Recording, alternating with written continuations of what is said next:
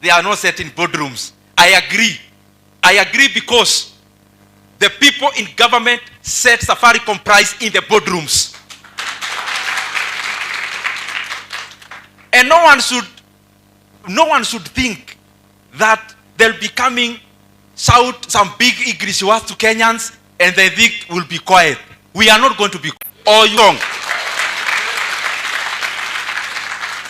Na wale wanauza hizo hisa, ukidivide zile zinauzwa na watu wa Kenya wote. Mimi kama Dede Nyoro, wanauza share zangu 100. Na watu wa Kiharu na watu wa Kenya.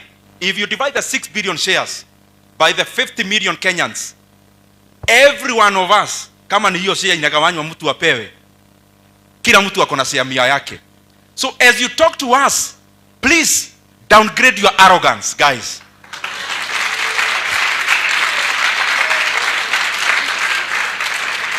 Because there is no way I am going to keep quiet. And I'm repeating many times. I have been in maneno ya shares since I was first year in campus. And if there is a time I'll use my knowledge, I will use my expertise, I will use my understanding to help the people of Kenya. It is now when we are selling our most prized asset called Safaricom. And my formula is very simple, guys. Okay, you are selling Safaricom to build roads. In fact, I'm saying, go ahead. But I'm telling you this. Is it money you want? Yes. More or less, more. Then I'm here saying, you'll get more money by opening Safaricom bid into international buyers to compete. If we end up getting 350 billion Kenya shillings, instead of the 200 billion we are getting, aren't we going to build more roads? Aren't we going to build more roads? So we are just saying, we are not going to keep quiet as people purport to take advantage of Kenyans. Telling me Safaricom is listed and telling Kenyans, we know. But we also know this. NCBA is a listed company. NCBA. And they are being bought by Netbank from South Africa. From the same country the buyers of Safaricom are coming from. But NCBA was trading at below 70 shillings before there was a rumor of the purchase and the transaction. But the people who are buying NCBA, they are buying it at over 102 per share. It is listed and we know. So if it's a lecture about market prices, that lecture was done with long time ago. We know it. There is a company called EABL, and their biggest shareholder is called Diageo, and they are selling to Asahi of Japan. The market price of EABL share as of yesterday was 244 shillings in our NSE, not any other place. But Diageo is selling to Asahi for 590 shillings per share.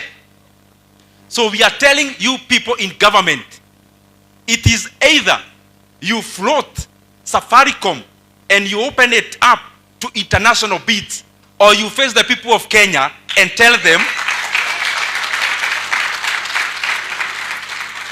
or you, let me repeat, it is either you open up the bid for Safaricom for international bidding so that Kenyans can get more money out of this sale, or you just face the people of Kenya and tell them you are safeguarding your own self-interest in that transaction.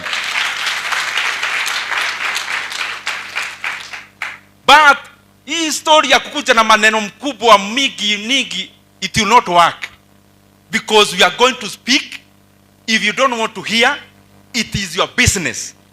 Many Kenyans want to understand about their assets, and we are going to do it.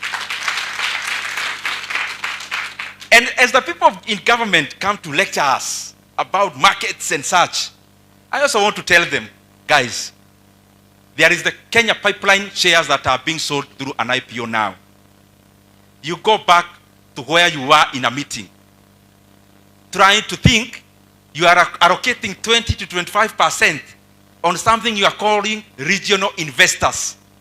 And you are talking about Uganda.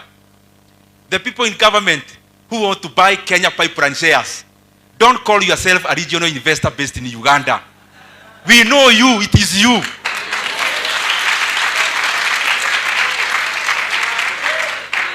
So, hii mambo ya kukuja kusaizi wa Kenya ati kuwaweka kwa box, hiyo story imeisha.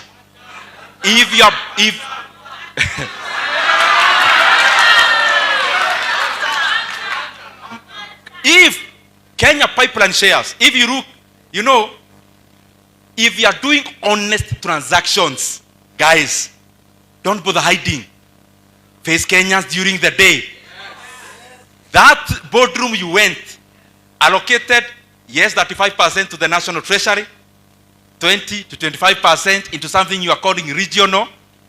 That regional investor, they are purporting is a Ugandan. But that Ugandan is a Kenyan. And I want the people of Kenya to check. After the closure of the Kenya pipeline IPO from Kenya, the second highest investor will be Ugandan. But that Ugandan is a Kenyan. The second one, they are purporting at a foreign investor, giving that foreign investor 20 to 25%. I have the names of those companies. And therefore, I'm calling upon the transaction advisors. If I already have the outcome of an IPO that is closing next month, what is the process for? And I can share in public for people to know. If I already have the outcome, what does